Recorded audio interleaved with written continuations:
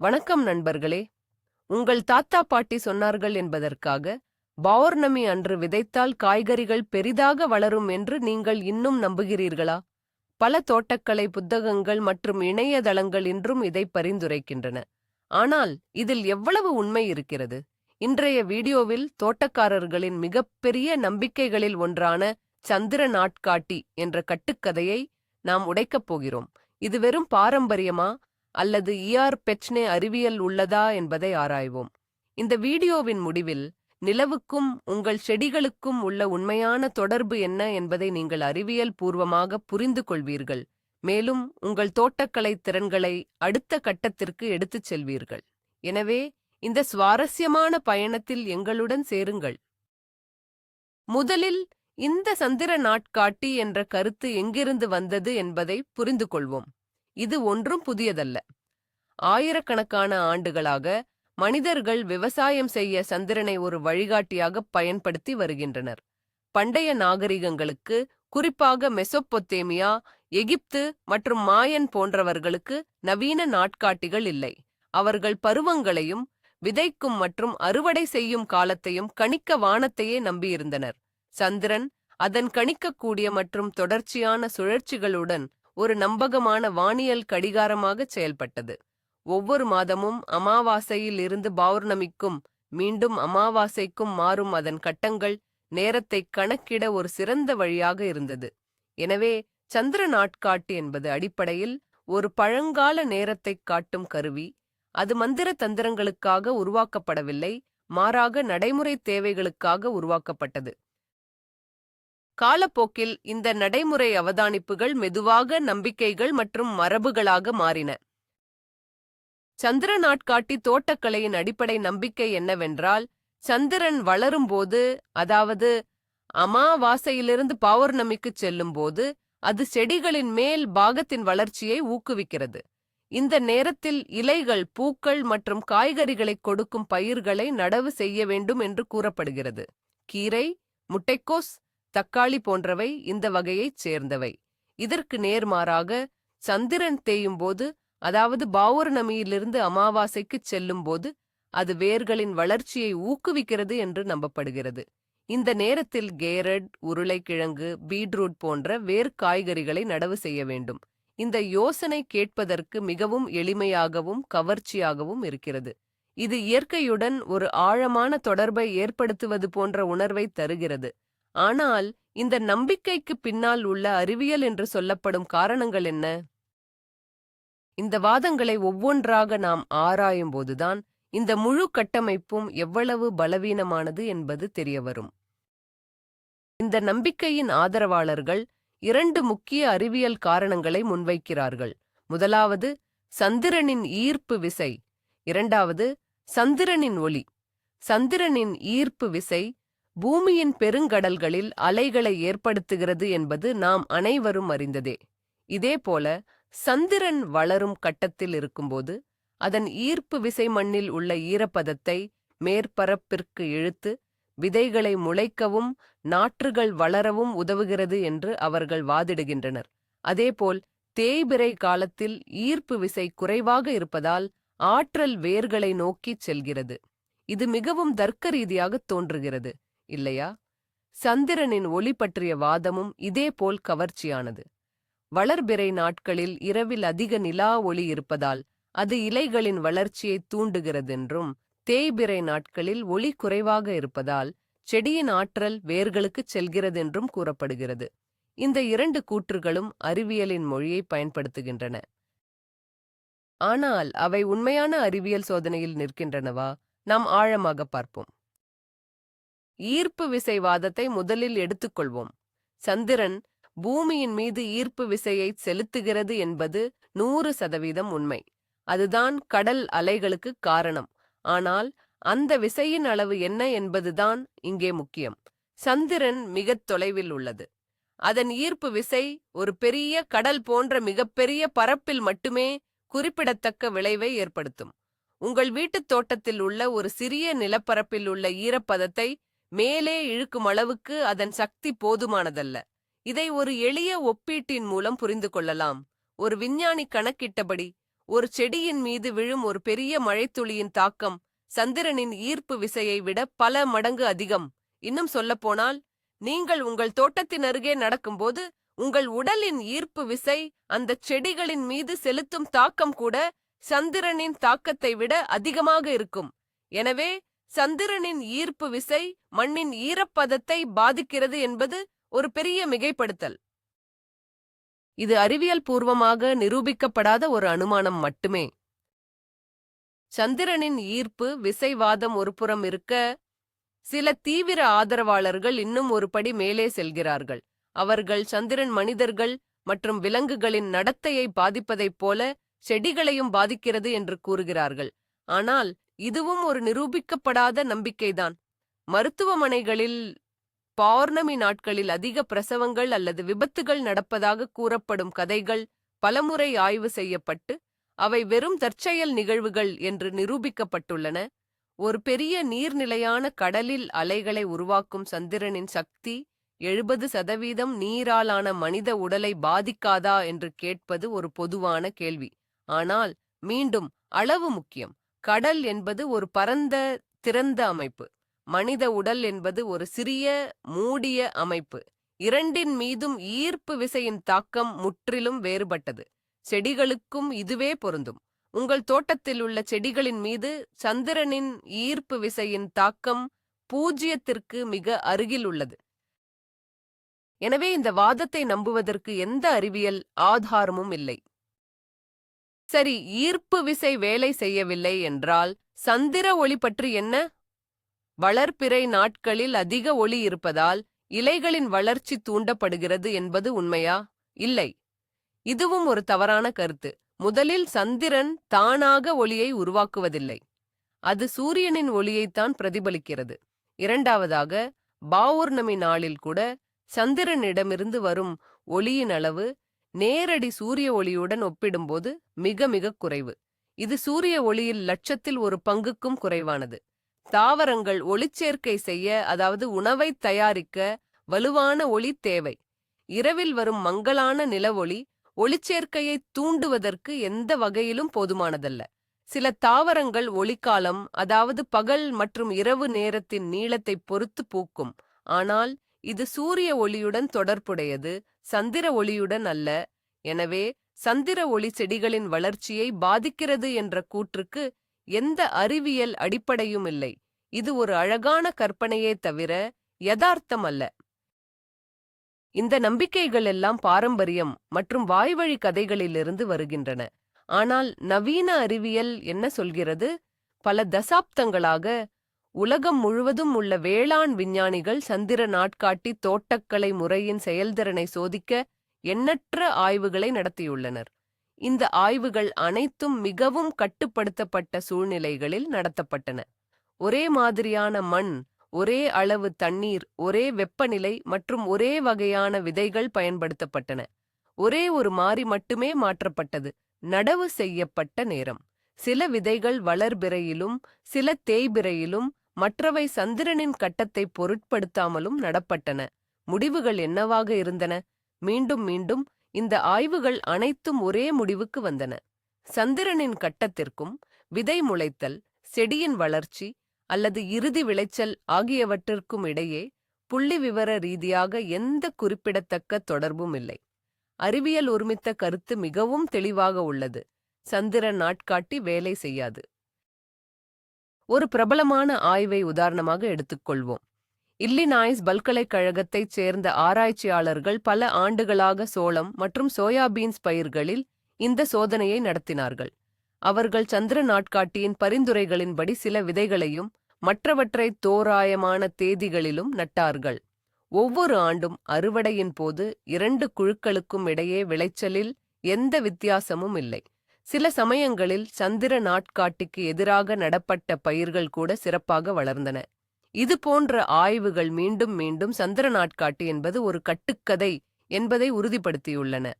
அறிவியல் என்பது அவதானிப்பு, சோதனை மற்றும் சான்றுகளை அடிப்படையாகக் கொண்டது. இந்த விஷயத்தில் சந்திர நாட்காட்டிக்கு ஆதரவாக எந்த உறுதியான சான்றுகளும் இல்லை. அதற்கு எதிராக ஏராளமான சான்றுகள் உள்ளன. எனவே ஒரு தோட்டக்காரராக உங்கள் முடிவுகளை உண்மையான சான்றுகளின் அடிப்படையில் எடுப்பது முக்கியம், நம்பிக்கைகளின் அடிப்படையில் அல்ல. அப்படியானால் இவ்வளவு அறிவியல் ஆதாரங்கள் இருந்தபோதிலும் ஏன் பலர் இன்னும் சந்திர நாட்காட்டியை உறுதியாக நம்புகிறார்கள்? இதற்கு பல உளவியல் காரணங்கள் உள்ளன. முதலாவது, உறுதிப்படுத்தல் சார்பு, கன்ஃபர்மேஷன் பயஸ். மக்கள் தாங்கள் ஏற்கனவே நம்பும் விஷயங்களை உறுதிப்படுத்தும் தகவல்களை மட்டுமே தேடுகிறார்கள் மற்றும் ஏற்றுக்கொள்கிறார்கள். ஒருவர் சந்திர நாட்காட்டியை நம்பி ஒருமுறை நல்ல அறுவடை பெற்றால் அவர் அதை சந்திரனின் சக்திக்கு காரணம் காட்டுவார்.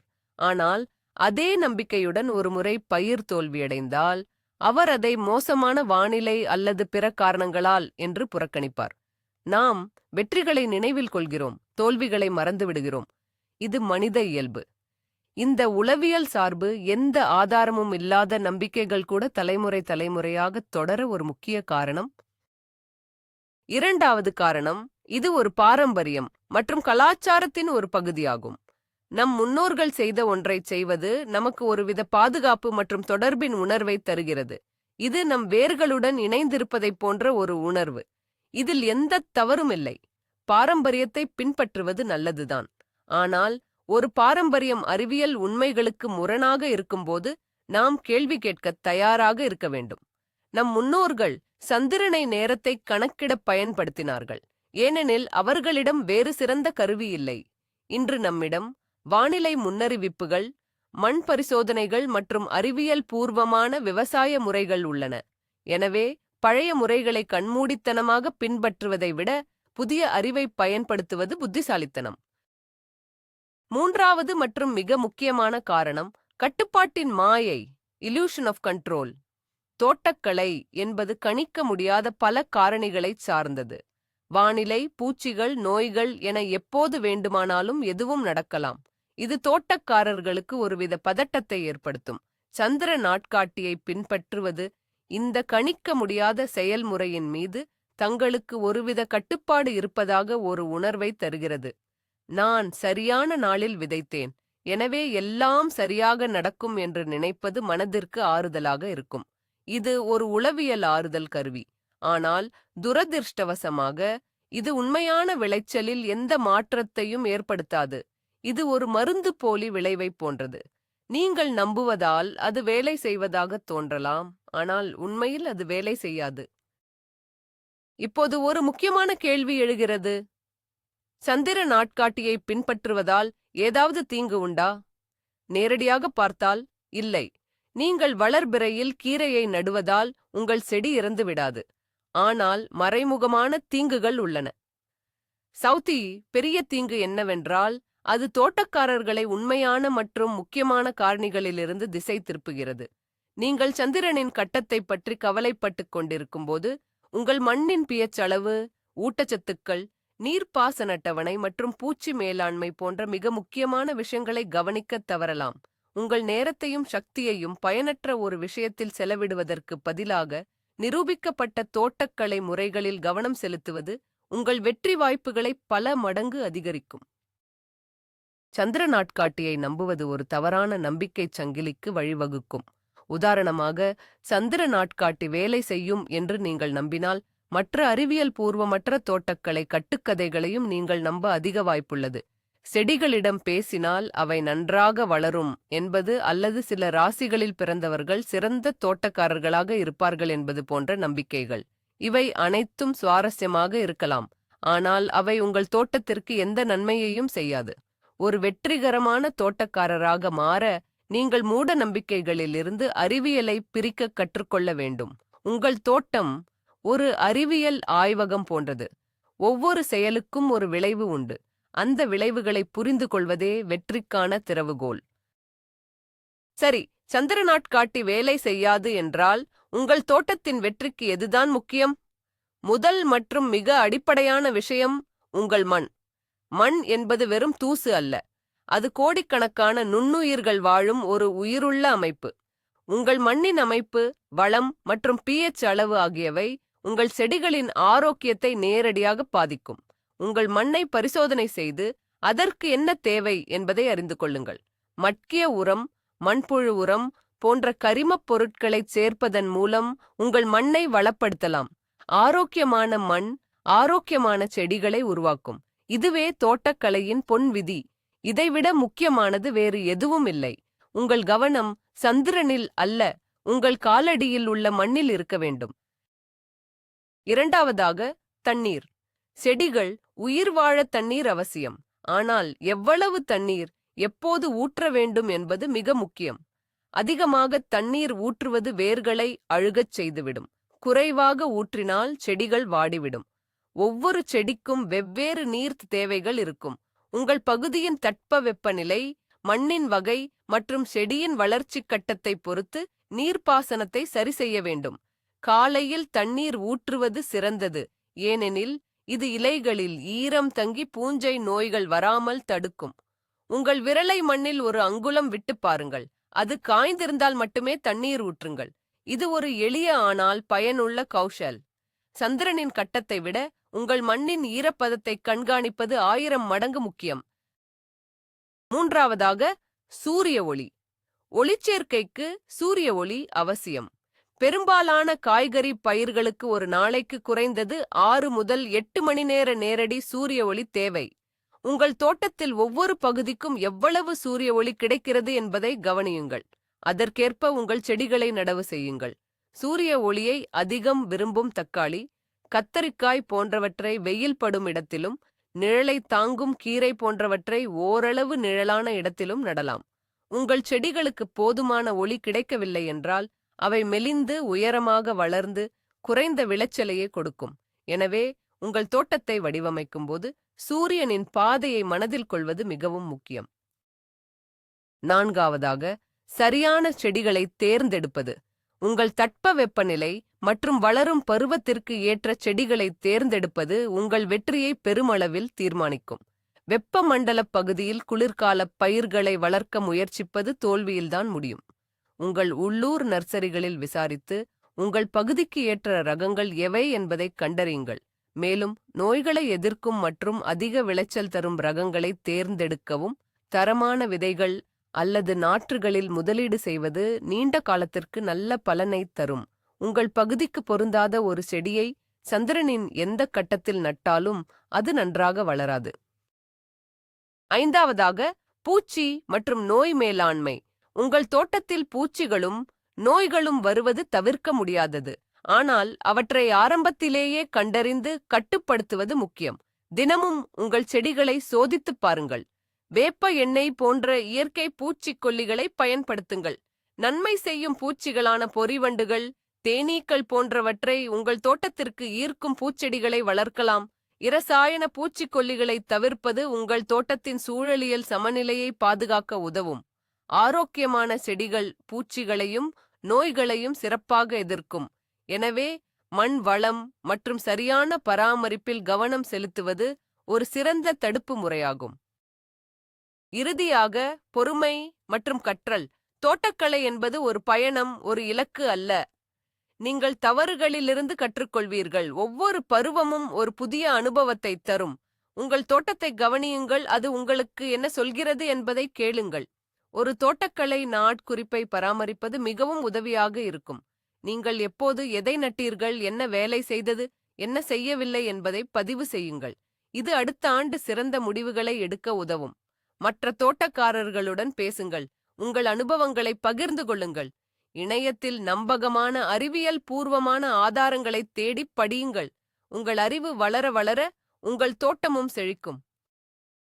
சந்திர நாட்காட்டி என்பது ஒரு கவித்துவமான, ரொமாண்டிக்கான யோசனை. அது நம்மை இயற்கையின் சுழற்சிகளுடன் இணைப்பதாக ஒரு உணர்வை தருகிறது. அந்த வகையில் அது ஒரு தியானம் போன்றது. நீங்கள் அதை ஒரு பாரம்பரியமாக பின்பற்ற விரும்பினால் அதில் தவறில்லை. ஆனால் அது உங்கள் தோட்டத்தின் விளைச்சலை அதிகரிக்கும் ஒரு மாயாஜால கருவி என்று நம்ப வேண்டாம். அது ஒருபோதும் அறிவியல் பூர்வமாக நிரூபிக்கப்படவில்லை.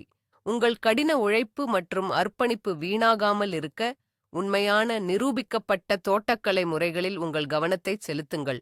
உங்கள் வெற்றி சந்திரனின் கைகளில் இல்லை, அது உங்கள் கைகளில்தான் இருக்கிறது. முடிவாக, தோட்டக்கலையின் உண்மையான மந்திரம் என்பது வானத்தில் உள்ள ஒரு மர்மமான சக்தியில் இல்லை.